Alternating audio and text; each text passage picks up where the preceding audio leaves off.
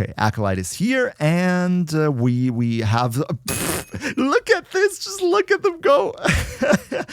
Alright friends, Lotus Eaters just dropped, and with this update we got the most busted companion I have ever seen, and I just have to tell you about it because I think some of you might have missed how big of a deal this actually is. Of course, I'm talking about Nautilus Prime with his weapon, the Verglas Prime, and that's what we're going to talk about in this video, so big shoutouts as always to all generous channel members who help me keep the lights on, and let's jump right into it.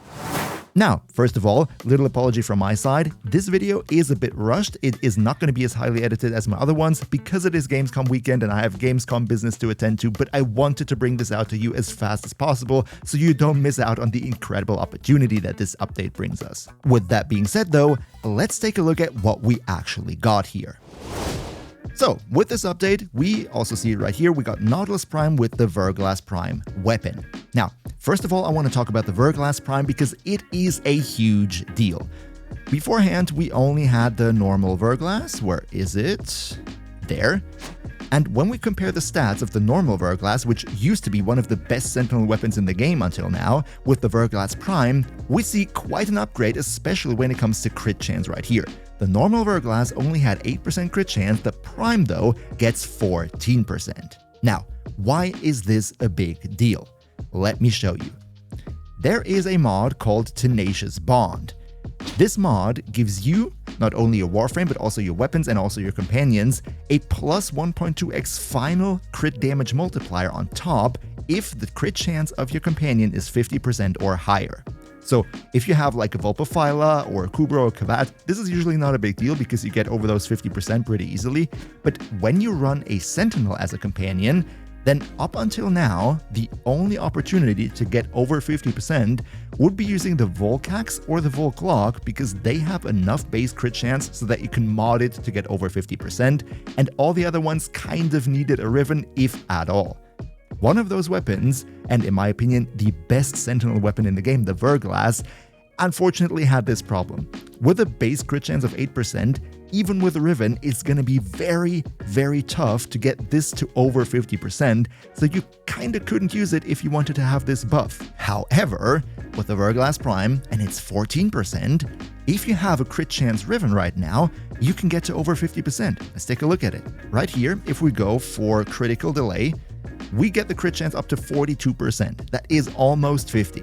So a Riven with even a little teeny bit of crit chance will already be enough to get this over 50%, so even at the lowest possible disposition, this should be no problem, so theoretically now the Verglas Prime can trigger this buff. So that is already a huge deal, apart from the fact that the rest of these stats here actually look pretty good, and we're going to talk more about this later. First though, I want to also talk about Nautilus Prime here, who kind of spazzed out. Nautilus's base shield is 350. Now, why is this important?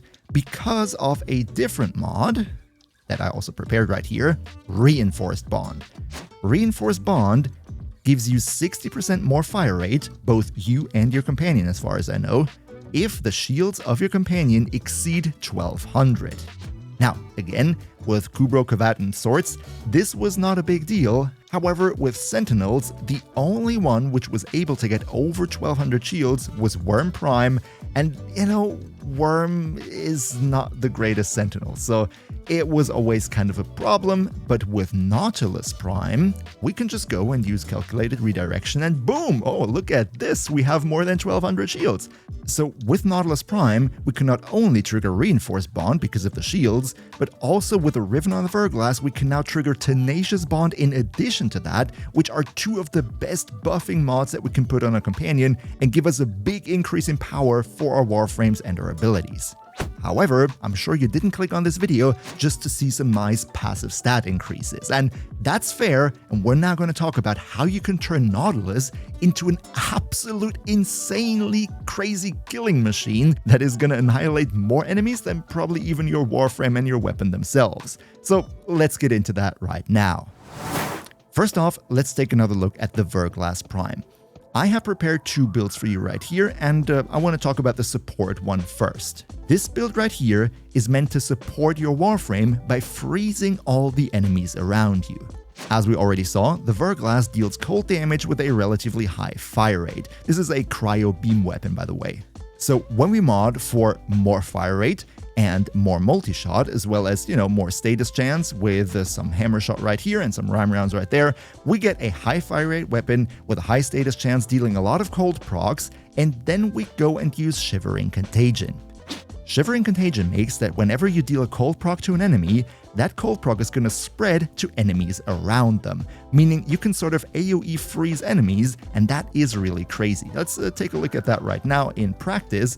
Now the butchers are going to run towards us, and as you see there, our Nautilus only triggers one enemy, and all the enemies around them are also frozen. This is a huge, nice defensive crowd control, and also at the same time, frozen enemies take more crit damage. So if you run crit on your weapon, you're going to even deal more damage to all those frozen enemies. So it's not good for survivability, but also for more damage output from your side. And another crazy thing, let's get rid of the enemies for a second. If we go on to our companion right here and use a mod called Duplex Bond, then this makes that whenever you use 100 energy, then your companion is going to create a little clone of itself that cannot use any companion abilities, but can attack the enemies. And these attacks do also factor in the mods that you have on your companion weapon.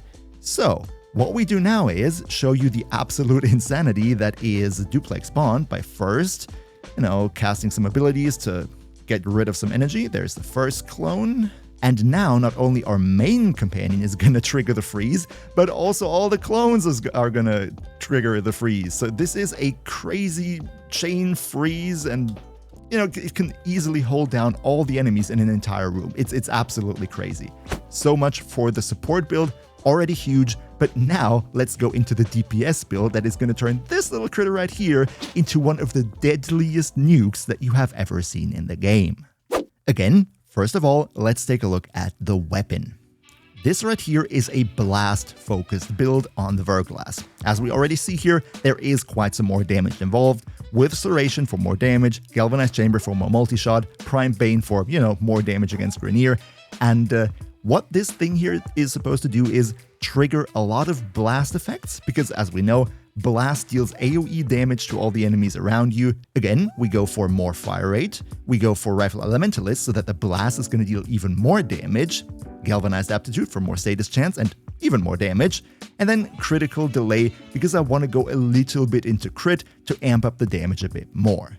Now, let's talk about Thermite rounds right here.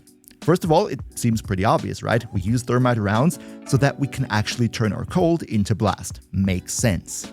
But some of you will say that there is a mod called Fired Up that you can put on your Sentinel that will infuse the Sentinel weapon with heat. So theoretically, we don't need Thermite rounds because the heat can come from Fired Up, and that would free up another mod slot on our companion weapon right here if we don't use this.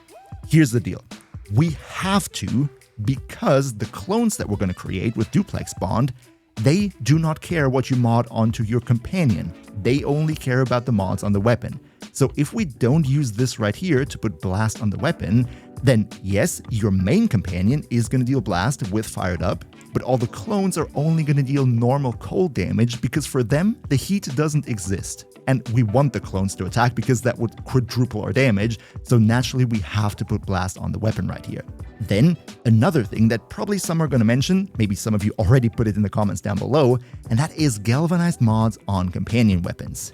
Now, there is this myth in the community that galvanized mods do not work on companion weapons. And there is some truth to it, but also there is some nuance. So let me explain right here. Yes, it is true that companions themselves cannot trigger the galvanized mods. Like, for example, if my Nautilus would get a kill, this would not contribute to the multi-shot bonus from Galvanized Chamber.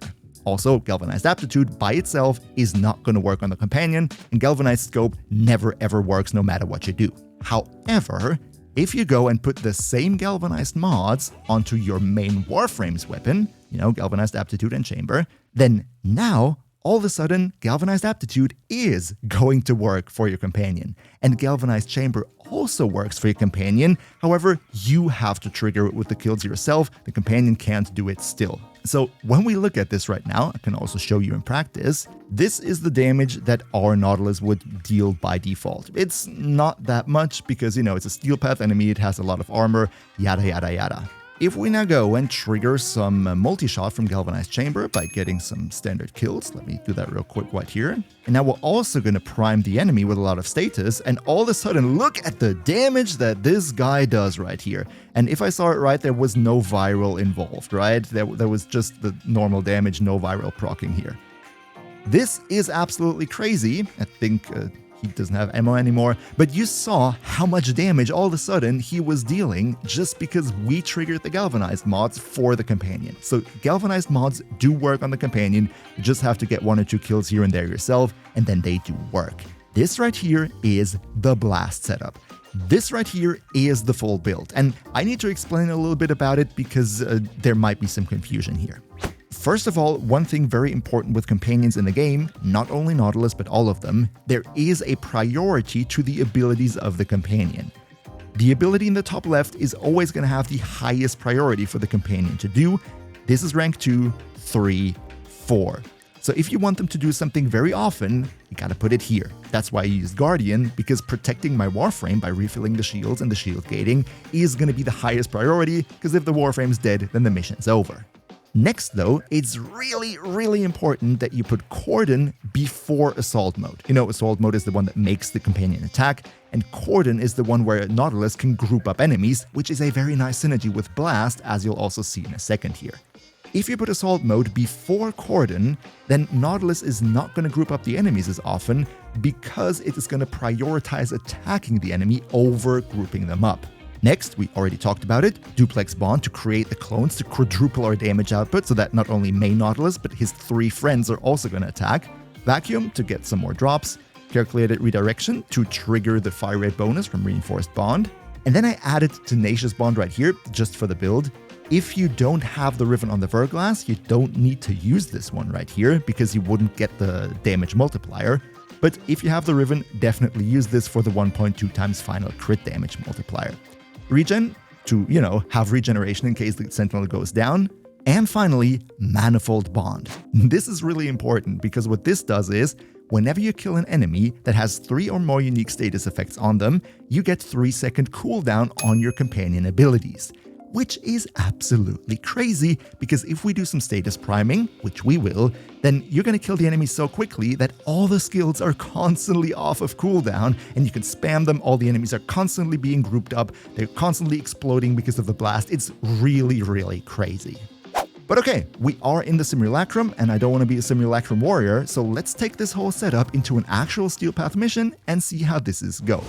Okay, so we start the mission by first putting down our crystal for the status priming, throw our shards in so that all the status effects are on the enemies, and then I'm gonna get some kills with my Fenmore just to, trigger my multi-shot, my galvanized chamber.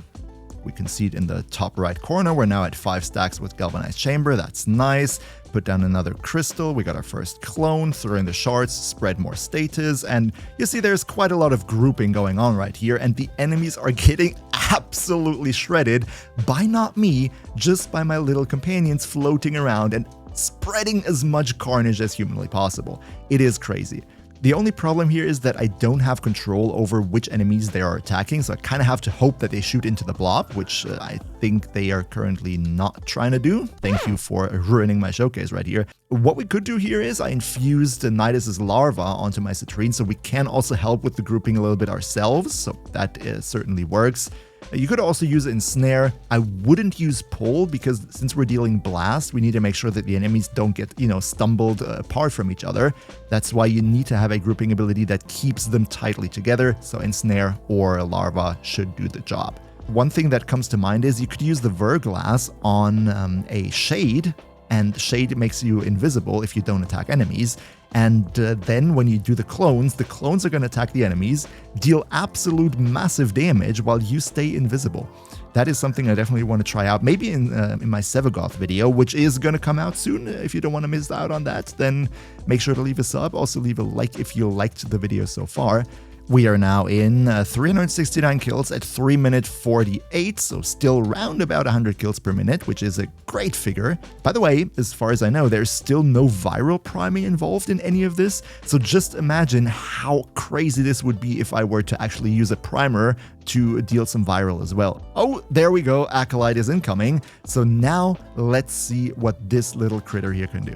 I would be super hyped if this actually goes down really quickly. Okay, Acolyte is here, and we have... look at this, just look at them go. I kind of want to bait the Acolyte into enemies so he... Never mind. I wanted to say I want to bait the Acolyte into the enemies so that the blast from the AoE of the enemies can deal more damage, but as you saw there, that was not necessary. But alright, so much from my side. This is the absolute carnage that is the new Nautilus, and you should totally go and try it for yourself. Another big shout out to Niels V, Demon Lord Zell, Demon Emperor, Emperor Prime, Nostlinux Gaming, Lycan Shepherd, Turtlepeer, Pepperwolf, Ondakani02, Misfire DX, Streamjet21, SignUpKing5000, Gribble Pixie, Mihawk HE, Yagis, and all other generous channel members for your continuous support. We see each other, hopefully in the next one, which will be Verglas Prime, and until then, as always, good loot.